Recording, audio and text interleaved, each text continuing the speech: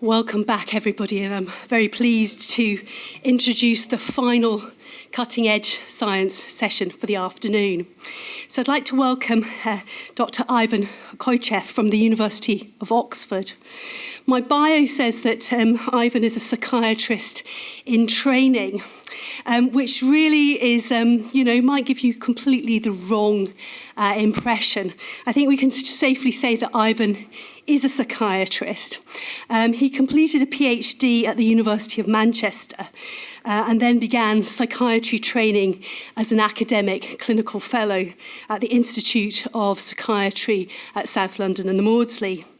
He's currently an academic clinical lecturer at the University of Oxford, where he's working with Professor Sir Simon Lovestone. And he's going to talk to us this afternoon about biomarkers for the diagnosis and monitoring of progression in Alzheimer's disease. We're 5 minutes late in starting, so we'll overrun by 5 minutes so that we finish on time. So thank you very much, Ivan. Thank you very much.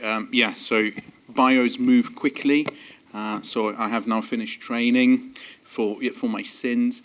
It's a fantastic pleasure to be speaking to you today, and a real honour to be speaking alongside people that I respect hugely, especially David Ockey, who was my mentor at Oxford, and really who I inherited the job title of neuropsychiatrist when he moved to London. So in terms of disclosures, the work that I'm going to be talking about was done during my time as an NIHR trainee, but also various MRC grants. And I'm also, because I'm going to be touching on digital technology and how that can inform the treatment and the monitoring of Alzheimer's disease, there's also the fact that I advise this small startup which is trying to develop digital tools for monitoring and for adherence to prevention of risk factors plans. Going through the basics. Alzheimer's disease is characterized by two pathological hallmarks. One is the amyloid plaques that were seen by Alzheimer himself. And the amyloid plaques really are these extracellular clumps of a protein which is a byproduct of another protein called APP, which has a role around nerve growth. And as this protein gets broken down, some of these particles are more likely to stick together and form the plaques that we see in Alzheimer's disease. The other finding are these neurofibrillary tangles, which are composed of the protein called tau. So tau is a structural protein that keeps the skeleton of the neurons together. And the theory, or at least the amyloid theory, is that once you get a very high level of this amyloid protein, it really acts as a trigger that then starts to phosphorylate the tau protein inside the cells, which then becomes neurotoxic. So these neurofibrillary tangles are made of this phosphorylated tau, and they are really the neurotoxic elements. The critical thing that we've learned, and this again goes back to the work of Brack, is that particularly the neurofibrillary tangles have a very peculiar way of spreading throughout the cortex in Alzheimer's disease. So starting from stages 1 to 2, which is the entorhinal cortex and the hippocampus, then moving towards the limbic system, inferior temporal lobe, middle temporal lobe, and then finally going to the frontal cortex, parietal cortex, which has led some people to hypothesize that actually tau spreads like a prion. So because there is evidence that it jumps from a cell to cell in this very predictable way. Amyloid, on the other hand, tends to accumulate less predictably and essentially just gets deposited throughout the cortex. The other thing that's worth mentioning is that we now know a lot about how these proteins interact early on in the disease. So studies that have looked at people who are destined to develop Alzheimer's disease because they have one of the autosomal dominant genes. They've looked essentially at children who have these genes and then follow them up sequentially. And what they find, what we found, or what these researchers found, is that the process really starts up to 25 years before first symptoms. And that's the critical thing which is currently driving the Alzheimer's disease research, is this realization that actually we need to be thinking about this disease as a life-course disease, and the prevention should be happening a lot earlier than what has been attempted so far. As you can see, the first change is this yellow line, is this amyloid, that you start to lose amyloid in the cerebrospinal fluid. That's because more of it gets deposited in these plaques, so there's less to go about in the bodily fluids. Then around 10 years before first symptoms, you start to see this increase in tau. And around the same time, you start to see changes in the volumetric measures, so looking at MRI, but also FDG PET. But we'll speak more about these later. And the third thing that I wanted to set just as a background is that we now know a lot about what the risk factors for Alzheimer's disease, especially the late onset Alzheimer's disease, are, and I very much recommend that if you're interested in the topic, to read this very comprehensive paper by Jill Livingston in the Lancet. So this was a commission review, which essentially spelled out that there are things we can do nothing about. So essentially non-modifiable risk factors. The chief one being ApoE4 genotype. So this is a particular allele of a gene which has been found to be the strongest risk factor for late onset dementia. And there are other non-modifiable factors like age, but crucially, around 35% of the risk factors are deemed preventable. So mostly cardiovascular disease, so dementia, high blood pressure, but also hearing loss. The ApoE4 effect is particularly striking. So this is a meta-analysis that looked at all the available data in terms of PET amyloid, and what it found was that having both alleles, we already knew that it was associated with a much higher chance of having dementia, but this also translates in terms of amyloid burden in the brain. So these people are the blue line here, so they start to accumulate a lot earlier amyloid, and they also develop Alzheimer's disease a lot earlier. So this is the blue punctuated line. And the same effect really, of course, attenuated is present when you have just one allele. So all of these advances in the understanding of Alzheimer's disease led to a rethinking of the way we define Alzheimer's disease.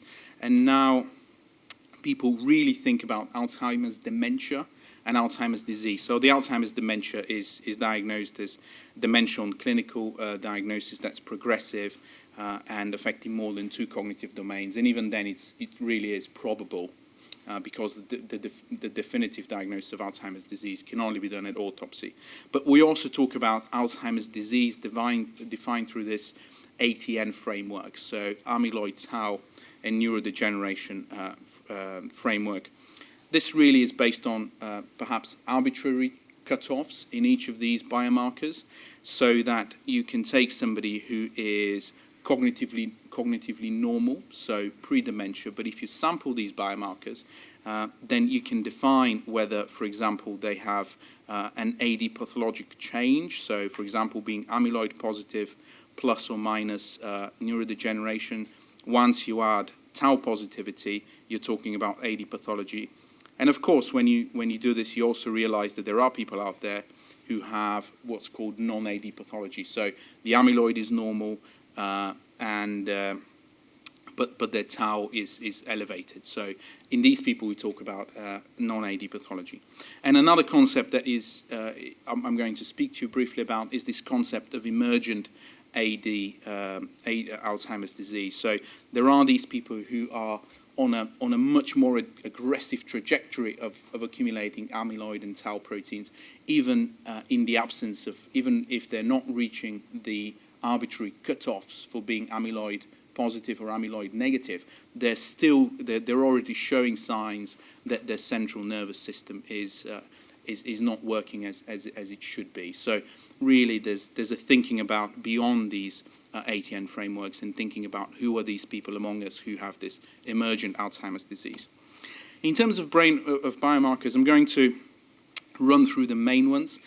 So obviously cognition, it's a cognitive disease, but I'm going to talk about the 3 main ones, so the amyloid, tau, and neurodegeneration. I'll also touch on experimental biomarkers that we and others are working on and that may be of interest.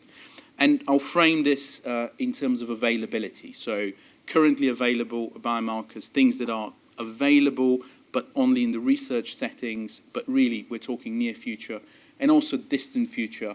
But as you'll see, for some of them, I think we're talking relatively not too distant future, because they may be cost effective. So cognition, how do we deal with this currently? Most often we do pen and paper tests like the Mocker, and what they can do is, they can give us a hard cutoff beyond which we can talk about cognitive impairment. All of these tools have established cutoffs, but also in terms of where the domains of impairment lie, we can also have a gather about what the underlying pathology is. Another thing that is perhaps is now available, but really isn't used very much in the clinic, but maybe it will become more readily available, is computerized testing.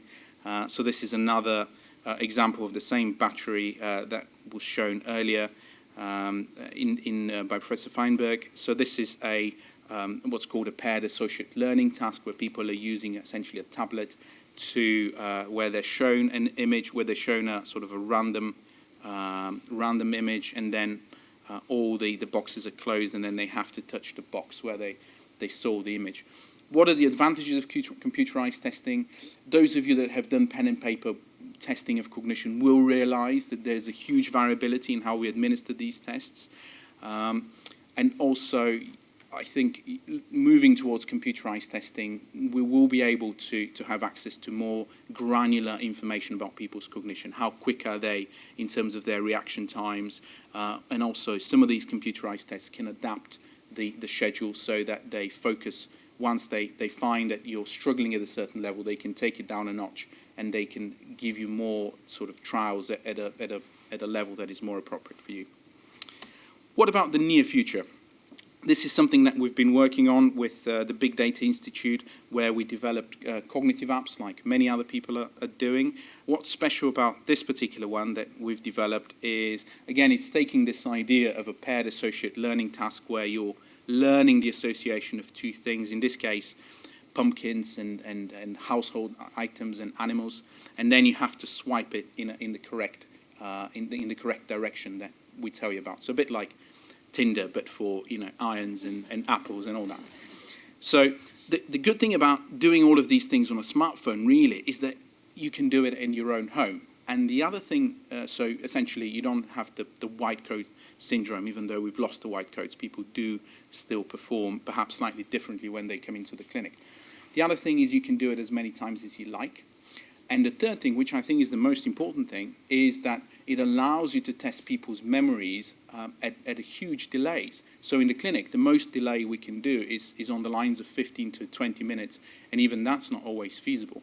With these sort of digital technologies, you can ask whether people have learned the how they remember the associations 7 or 8 or 9 days later.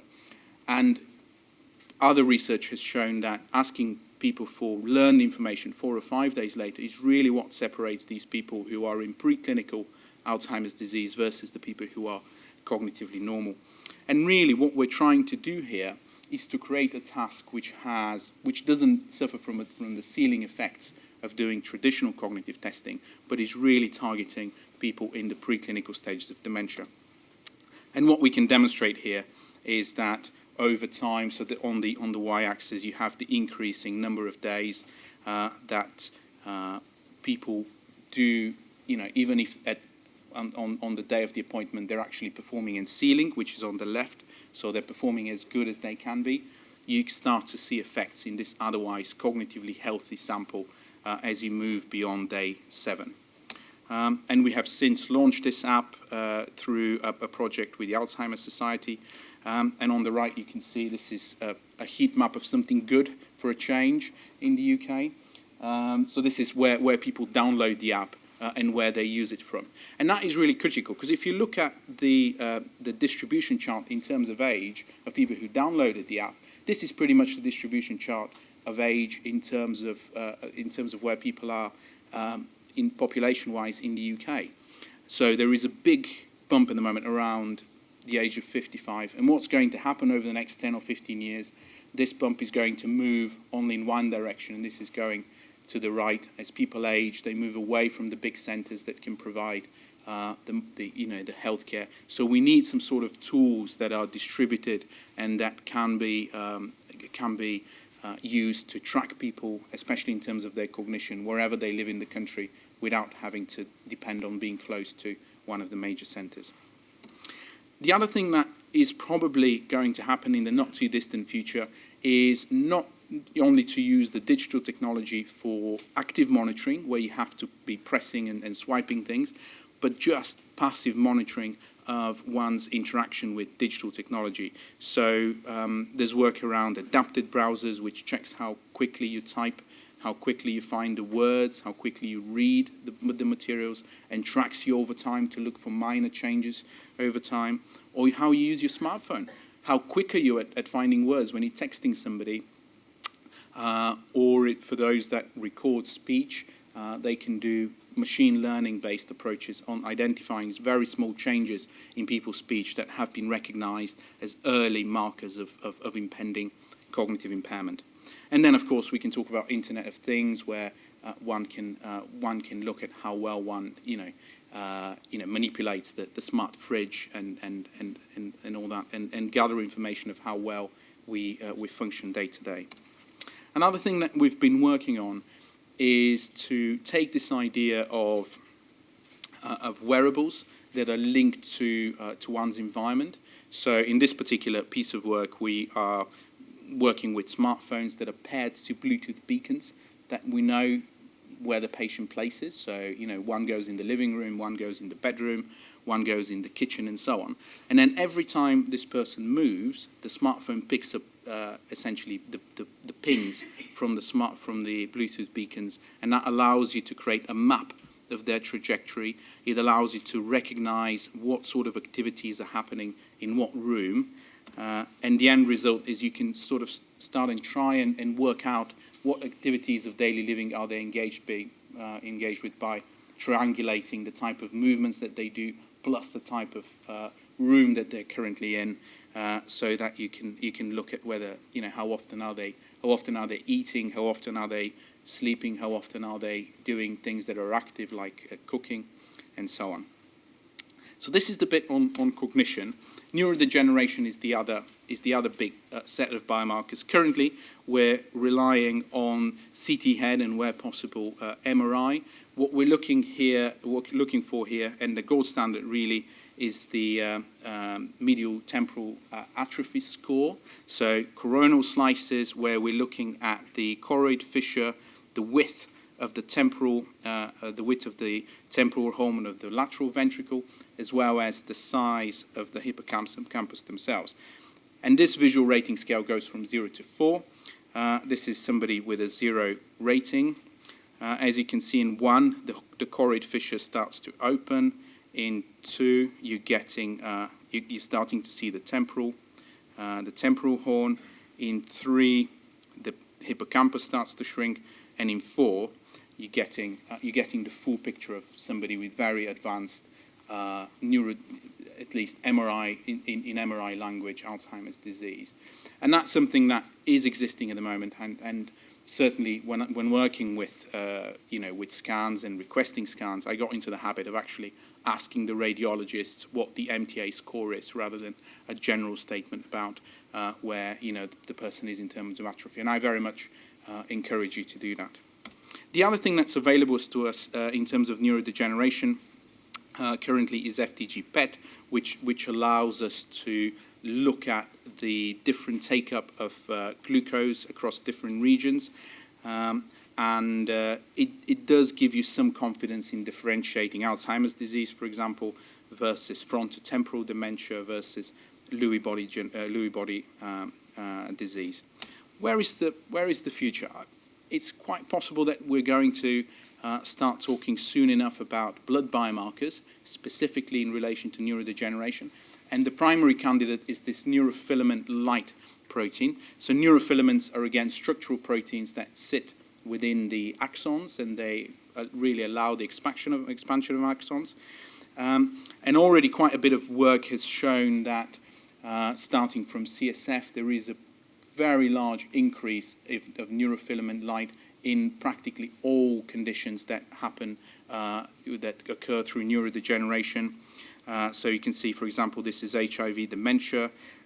It's now recognized as a particularly sensitive marker for multiple sclerosis, and trials actually use it because around the times of relapses, NFL jumps up, and then when people are in remission, it goes down after a couple of months. So it's starting to edge out MRI, with MRI being obviously more expensive and more labor intensive. So people in the MS field are increasingly looking to this plasma biomarker. Where does Alzheimer's disease sit? So it is increased in the CSF, and very recently it was shown that if you test the plasma of people with NFL, now we have the technology to test plasma, to test the plasma for NFL. You're seeing a couple of things. One is that people with the dominant gene for Alzheimer's disease have an increase in NFL, which happens years before they are due to develop first symptoms. And in this study, you can also see that there is a separation between Alzheimer's disease and healthy control in terms of their NFL. But also, if we think about the ATN framework that we spoke about, so the amyloid positive, tau positive, and neurodegeneration positive, the NFL signal really associates very well with those people who are classed as neurodegeneration positive. So it really is emerging as this novel and low-cost and non-invasive biomarker specifically for neurodegeneration, because other studies have also shown that NFL is a good correlate of hippocampal volume loss and ventricular enlargement. In terms of amyloid and tau, so the third set of critical biomarkers, the current gold standards is CSF. And in CSF, when wanting to differentiate Alzheimer's disease from other dementias, you're looking at two main biomarkers. One is the A-beta 42, A-beta 40 ratio, and the other one, the really well-established one, is tau, particularly p-tau over A-beta 42. Starting from the first one, the reason why this is sensitive to Alzheimer's disease is because A-beta 42 is the A-beta protein which clumps in the amyloid plaques, while the A-beta 40 isn't that prone. It's more soluble. It doesn't prone so much to aggregating in plaques. So what you see in Alzheimer's disease, A-beta 42 goes down, but A-beta 40, because it doesn't go into the plaques, instead it remains high as a marker that there is an increased production. And the other typical thing that happens in the CSF is that tau goes up, so particularly phosphorylated tau, but also total tau. So you have high tau, and on the other hand, you have low A-beta 42 because it's being laid into these plaques. So the ratio between tau and A-beta 42 then becomes quite high, which you don't see in the other dementias. So that's the current standard. The near future, the thing which is already used, and if you're following the Alzheimer's disease field, you'll know that, for example, in the recent Biogen trial announcement, they were using, instead of CSF, they really were using amyloid PET as their outcome. And this is what an amyloid PET looks like. So on the top, on the left, you have all the amyloid negatives. On the right, you have all the amyloid positives. And then you have CN for healthy controls, MCIs, and ADs. And you can see that somebody with Alzheimer's disease who's amyloid positive has essentially a brain which has a very strong signal for amyloid, MCI similar. But you also find that there are these cognitively normal people who essentially have very similar signal. They're amyloid positive, which really gives the confidence in saying that somebody has Alzheimer's disease before they have any cognitive disorders. But the other interesting thing is on the left, that you can have people who are diagnosed with Alzheimer's disease, but when you put them in an amyloid scanner, actually they're amyloid negative, which made people realize that if you go into all of these trials that were done not too long ago in people who had the syndrome of Alzheimer's disease and you test them for amyloid, you find it up to between 20 and 30% of those we diagnose as Alzheimer's disease are actually amyloid negative. which puts a big question mark over all the clinical trials that failed in the past because of this introduced heterogeneity in the underlying problem. What is the actual benefit of doing an amyloid scan as we understand it at the moment? So this is a study which looked at cognitive trajectory of people 36 months down the line after having an amyloid scan. And on the sort of the left panel were the healthy controls, and essentially for 36 months, whether you have amyloid positive scan or not, nothing much happens to your cognition. However, once you hit a clinical diagnosis stage, so either MCI or AD, whether you have an amyloid scan on positive scan or not, has a significant impact on your cognitive outcomes. So those with an amyloid positive scan deteriorated in terms of their cognition much faster. The distant future in terms of amyloid can be found again, I believe, in the plasma tests.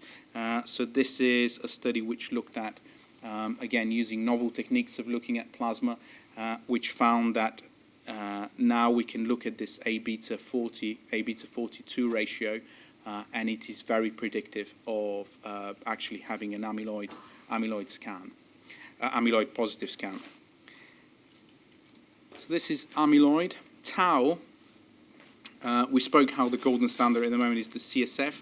The thing which is already in research use is tau PET. And tau PET really has been nothing short of revolutionary, because it suddenly allowed people to actually visualize where tau sits in the brain. And unlike amyloid PET, very quickly it became apparent that essentially tau sits where you expect it to be based on the clinical phenotype. So this is a very sort of indicative study where it shows that if you have somebody who presents as posterior cortical atrophy, you do a tau PET scan and you find that actually tau is in the occipital and parietal lobes. If you do an amnestic Alzheimer's disease case, which is the one that's on C, you find that the tau signal is coming from the medial temporal lobe. If you have a behavioral variant of Alzheimer's disease, it's the frontal lobe. And that really coincides with what we know from FDG PET studies, that actually it is the tau signal which co-localizes with areas where glucose uptake is lower. And really there isn't such a relationship with regional accumulation of amyloid. The other thing that's been possible with tau PET is to ask the question whether we can determine how far somebody is along these Bragg stages, which we so far have only been able to do at autopsy. And again, a couple of papers have come out which strongly indicate that actually you can do that. So this, for example, is the one on the left is the tau scan of somebody who's in stage 1 to 2, so tau being confined only to the entorhinal cortex in the hippocampus. Then you can see the second scan is somebody who's in stage 3 to 4, and then stage 5 to 6 is the one that's on the right. So really we're now thinking about staging Alzheimer's disease much in the way that cancer physicians are staging cancer. The near future is again, this is a paper that I just wanted to show you of something that we have done in one pilot study with tau PET, and the most striking finding there was that there was a very strong negative relationship between age and tau, which is sort of counterintuitive because you expect all the people with Alzheimer's disease to have more tau. But actually, it seems like the opposite is happening. So the younger you are developing Alzheimer's disease, the higher your tau. And this has since been replicated in other studies after ours. And the way that we and others have interpreted it is that the younger forms of Alzheimer's disease tend to have a much purer pathology around amyloid and particularly tau, while if you develop your Alzheimer's disease when you're 80, it's going to be much more multifactorial, taking in vascular components in particular. The tau distant future, and if you're following the recent news, I think it could be argued that it's really not the too distant future, is that there is now this possibility to measure tau in blood. And this is one study which was published in Nature Medicine just this month, which showed that plasma tau it correlates very well with CSF tau. It correlates very well with with tau PET, so it predicts who will be tau positive on scan. And finally, there is a weaker but still significant correlation with amyloid PET. And in this slide, what they've also shown is, particularly in the B plot, is that again this tau in plasma also associates very well with the staging as done through tau PET. So the highest tau PET you see, the tau in blood, you see in somebody who's stage 5 to 6 on tau PET, and then it gets lower as you go through. The other exciting thing is how do these plasma biomarkers combine in terms of the differential diagnosis that we have to make every day when we see dementia cases. And there seems to be a very stark dichotomy between plasma p-tau and plasma NFL. So if we look at plasma tau, which is on the left, you can see that there is a very strong increase in plasma tau, particularly in cases with Alzheimer's disease. And that's not something that you see in the other neurodegenerative conditions, so cortical basal syndrome, progressive supranuclear palsy, FTD, progressive aphasias. But if you look at in the same samples, looking at the neurofilament light, you're seeing that although there is a bit of an increase in Alzheimer's disease, it's much more pronounced in the other neurodegenerative conditions, so in behavioral, variant frontotemporal dementia. What this opens up is the possibility for us to use blood tests to do differential diagnosis, particularly where there is a question whether something that, for example, the frontotemporal dementias, which could be of Alzheimer's disease pathology. Sometimes, as David was talking about, it could be that it's a primary psychiatric disorder or rather non-degenerative condition. So it's very exciting from that point of view, and I think we'll see a lot of movement on that front, given how much cheaper these tests are compared to having to go into a scanner, and the fact that you don't have to use radioactivity. Experimental biomarkers that I wanted to mention that I think are going to become more developed over the coming years focus on sleep. So sleep has been identified as a major risk factor for particularly amyloid deposition. So this is one very elegant study that was published 2 years ago, which showed that firstly, the reported hours of sleep correlate negatively correlate negatively with the amyloid in the brain. So if the fewer hours you sleep, the more likely it is that you have an positive amyloid. Which really isn't that surprising. But what they did then, which I think is a truly novel thing, is they recorded PET amyloid for this bunch of young people, and then half of them went through a night of essentially they didn't let them sleep, and then the other half they let them have a good night's sleep, and then they repeated the PET amyloid immediately after. And what they saw was that just one night of disturbed sleep actually increases your amyloid levels, depositions in the brain.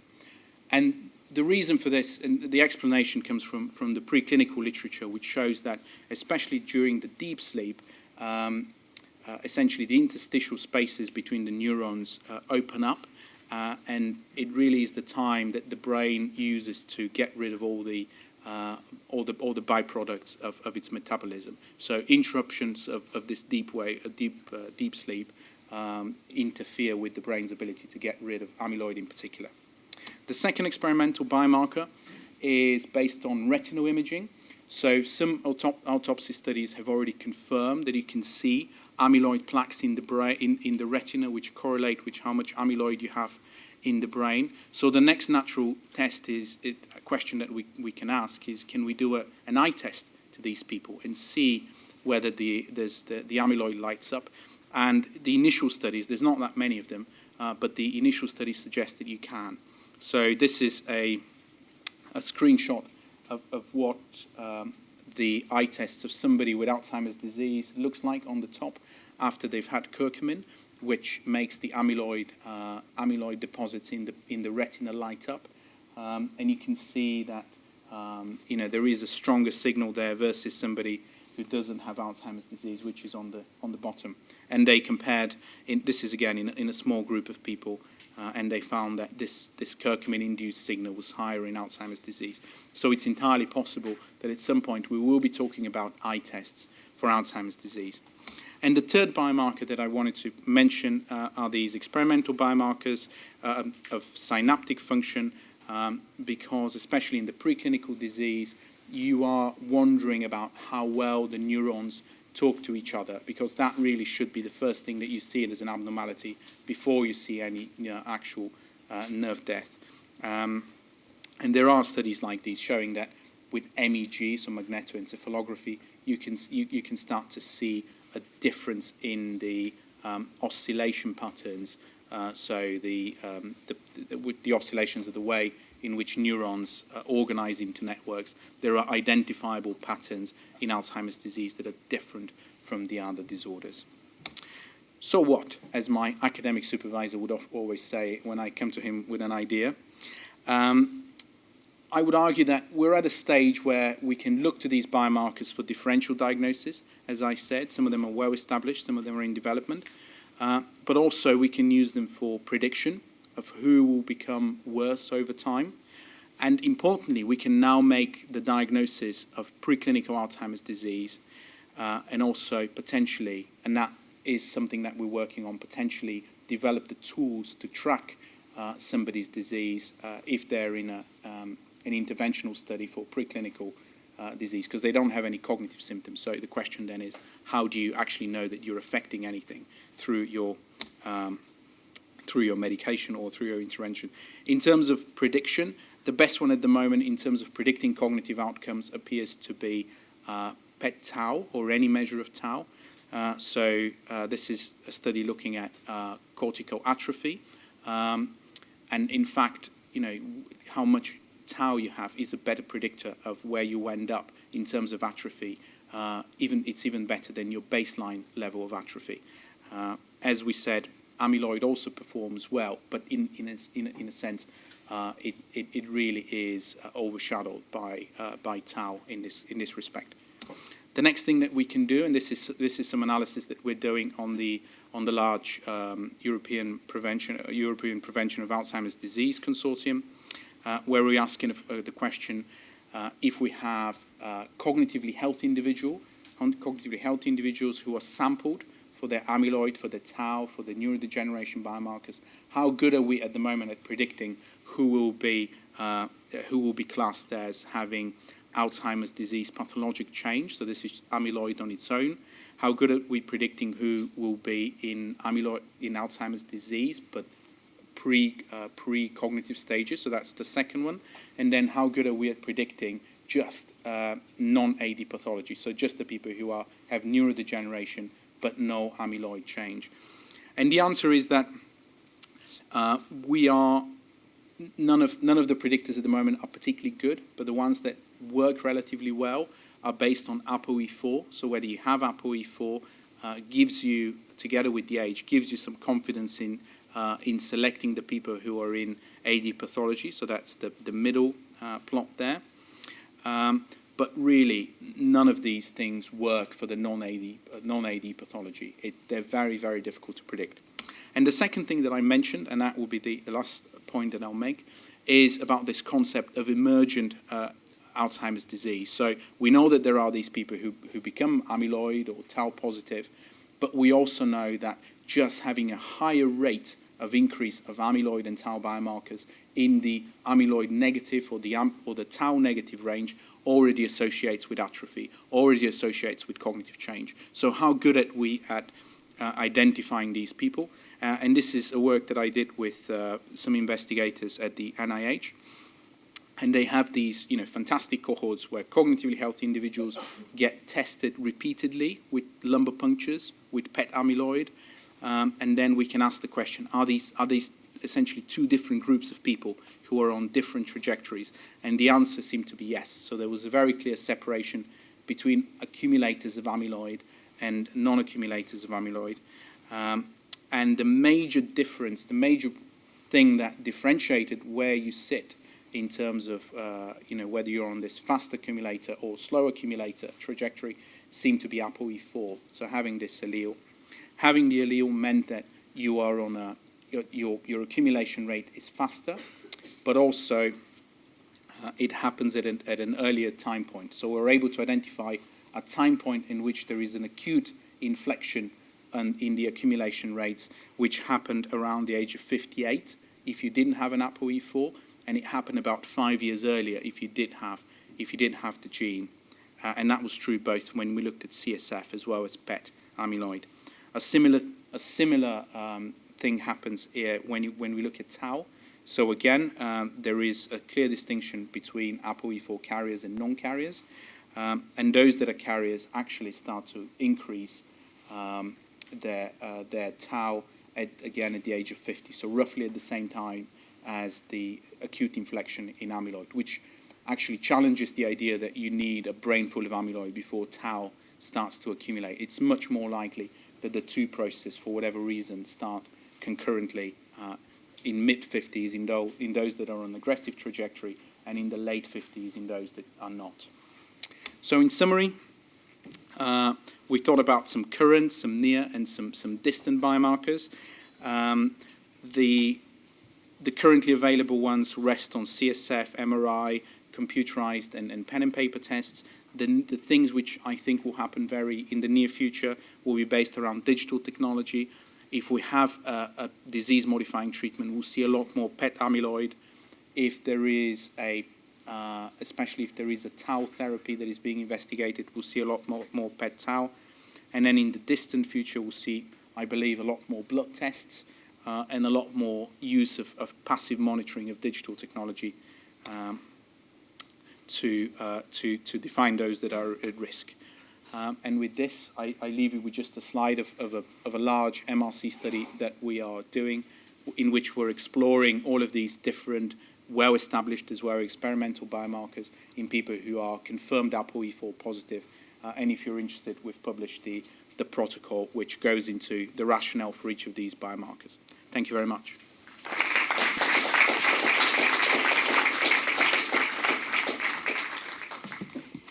Thank you, Ivan. That's absolutely fantastic. We've got three questions. Can we ask our questions really quickly? I know that there are people needing to get off, but this lady here now. Oh, sorry, we're going to go here first and then come down to this lady here. Thank you very much for a fascinating talk. I was intrigued by the fact that amyloid PET scan is negative in about 20 to 30% of people clinically diagnosed with Alzheimer's. Do you think this is due to incorrect clinical diagnosis or to any other reason? I think it's just the fact that the clinical diagnosis at the moment is based on a syndrome, like a lot of other psychiatric diagnoses. And when we sort of intuitively know that these are heterogeneous conditions, and I guess this is just a simple proof that, biology doesn't really care for our distinctions that we base on, accumulation of different diagnostic criteria. And if we had the biomarkers to test other syndrome conditions in psychiatry, I'm sure that we'll see that there are different, pathologies that underlie them. So I don't think it's our fault.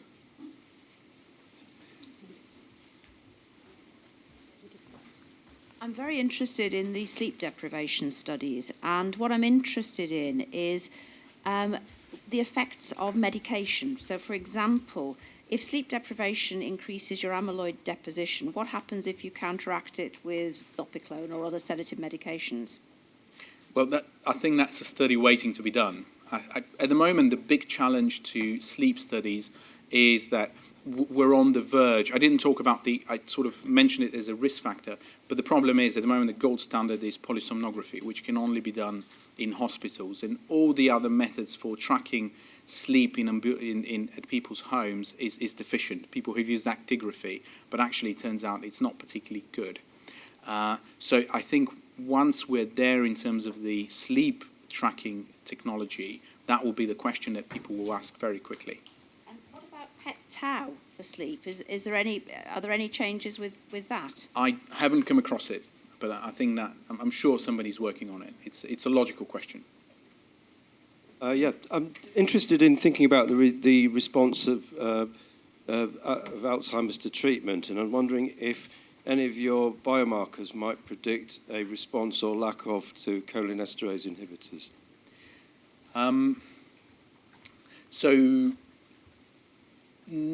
Well, essentially, the biomarker, if you can call it the biomarker in this case, is just cognition. So we've done a very large study using the UK CRIS database, where we looked at 15,000 people who were prescribed cholinesterase inhibitors in the natural settings of the NHS. And thinking about the predictors of response, really, it is about, usually, there are responders and non-responders to cholinesterase inhibitors. And if you're a responder, you respond for about 4 to 5 months, and then essentially you continue at the same trajectory of decline as otherwise. And unfortunately, those that need to move to a different cholinesterase inhibitor never respond. So there seems to be some primary responders and non-responders, just looking at the clinical samples. But at the moment, we don't really have a biomarker that tells us which group these people are. But we know that this sort of differential exists.